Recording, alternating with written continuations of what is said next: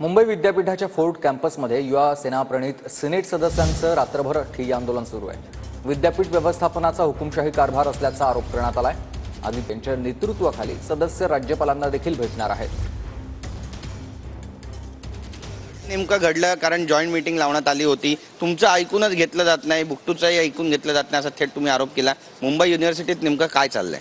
मुंबई युनिव्हर्सिटीत जो बजेट ज्या नियमांना आधारे धरून करायचा होता, प्रेझेंट करायचा होता, ते कोणतेही नियम त्यांनी व्यवस्थापन परिषदेत पाळले नव्हते। ती गोष्ट आमच्या सिनेट सदस्यांनी त्यांना निदर्शनास आणून दिली। पण मेजॉरिटीच्या जिरावर हुकुमशाही पद्धतीने त्यांनी तो बजेट पास करायला चालू केलं। त्यावेळी आम्ही वेलमध्ये बसून देखील आंदोलन केलं। जर आम्ही चुकलो असतो तर विद्यापीठाने आमच्यावर कारवाई केली असती।